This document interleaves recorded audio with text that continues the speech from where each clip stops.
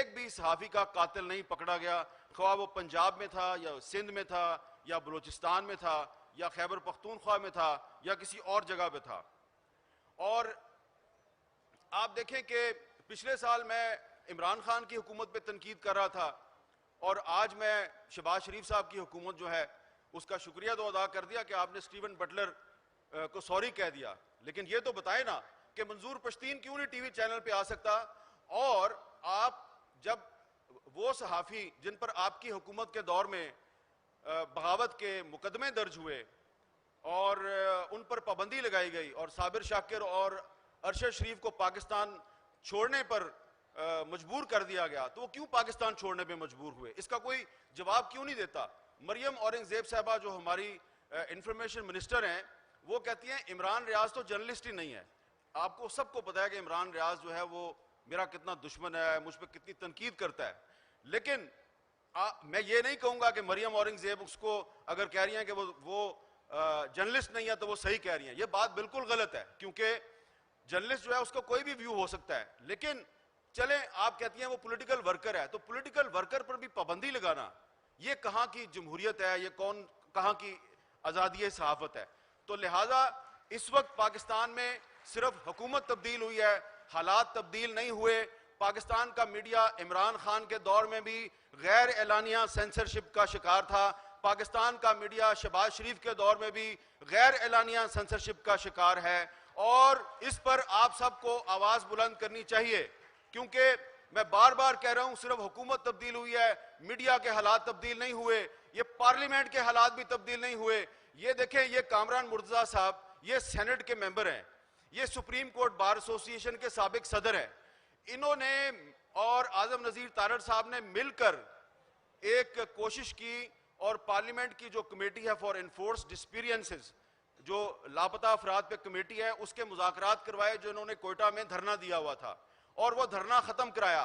और उन बेचारों ने सिर्फ इनको 50 लोगों की एक लिस्ट दी कि इन लोगों को आप रहा भी ना करें, इनको अदालत में भी पेश ना करें, बस सिर्फ ये वादा कर लें कि इनको आपने फेक एनकाउंटर में मारना नहीं है। तो इन्होंने वो लिस्ट उनसे ली और उन मजलूम लोगों ने अपना धरना कोयटा में खत्म कर दिया।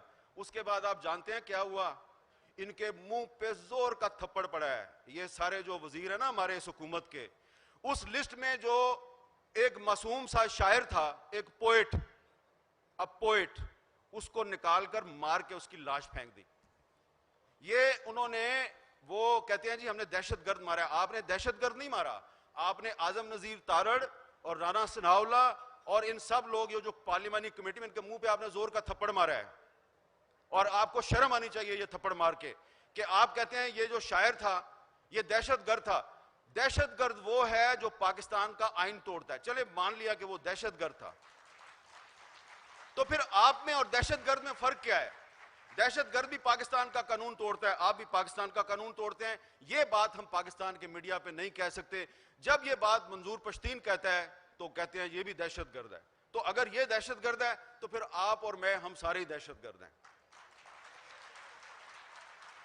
देखें फर्क क्या है कि एक तरफ हमारी हुकूमत जो है उसकी जो तर्जुमान है इंफॉर्मेशन मिनिस्टर साहिबा, वो उन सहाफियों को सहाफी मानने के लिए तैयार नहीं है जिन पर आजकल पाबंदी है।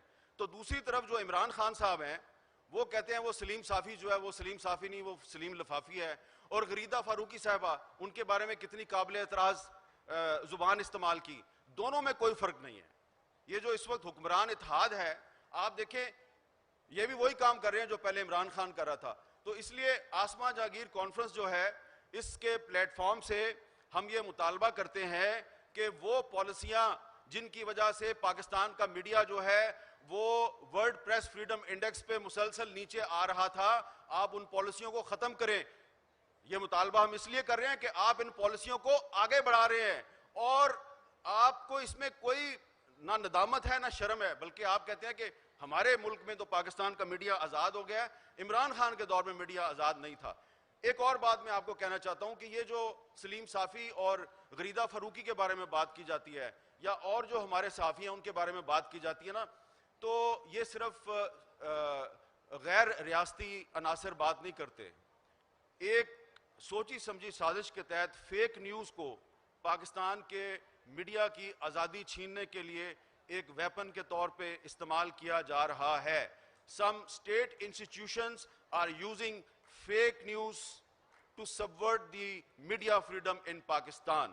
They are spreading disinformation against different journalists and media organizations. जिस तरह इमरान खान साहब कहते हैं ना कि वो फलां बंदा जो है वो पैसे लेके फलां टीवी चैनल ने मेरे खिलाफ साजिश की, इसी तरह कुछ रियासती इदारों के लोग जो हैं वो भी यही बात करते हैं। वो कहते हैं जी आप सारे टैक्स चोर हैं, तो अगर हम सारे टैक्स चोर हैं तो टैक्स चोरी में हमें अंदर कर दो भाई, क्यों नहीं करते आप अंदर।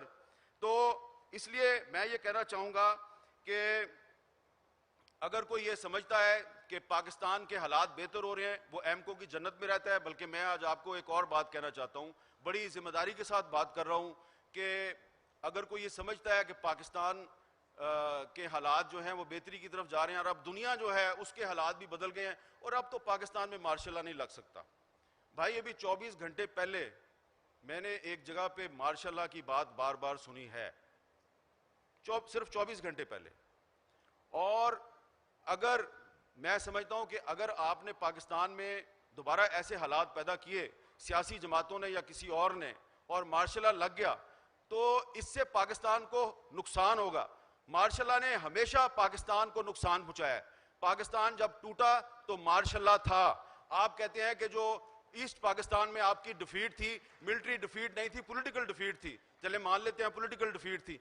पॉलिटिकल डिफीट इसलिए थी कि शेख मुजीबुर रहमान के खिलाफ पाकिस्तान आर्मी का एक फौजी जनरल गुलाम उमर जो है उसने एक सेल बनाया हुआ था और वो शेख मुजीबुर रहमान के सियासी मुखालफिन में पैसे बांटता था।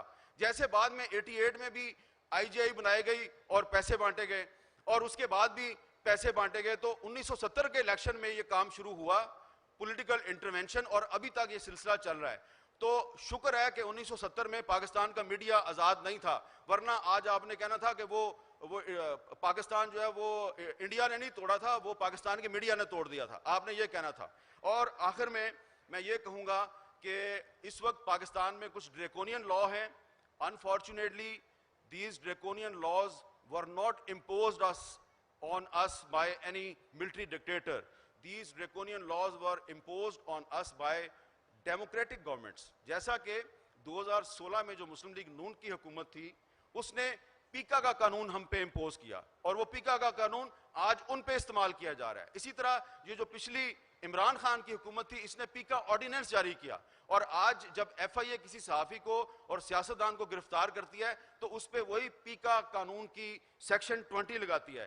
तो ये सारे कानून जो है ख़त्म होनी चाहिए, इनके खिलाफ यहाँ पे एक करारदाद मंजूर होनी चाहिए और उस करारदाद में ये मुतालबा किया जाना चाहिए कि जो पाकिस्तान की इलेक्टेड पार्लियामेंट है, ये पार्लियामेंट पाकिस्तान के आइन और कानून के तहफ़्फ़ुज़ के लिए कोई किरदार अदा करे, सिर्फ नौकरी ना करे, हाथ बांध के खड़ी है और जी सर किए जा रही है। और जुडिशरी भी जो है उसको भी खड़ा होने की जरूरत है। इतनी डिवाइडेड जुडिशरी पाकिस्तान की हिस्ट्री में हमने कभी नहीं देखी। तो जब पार्लियामेंट मजबूत नहीं होगी, जुडिशरी डिवाइडेड होगी, तो मीडिया की फ्रीडम को तहफ़्फ़ुज़ कहां से मिलेगा।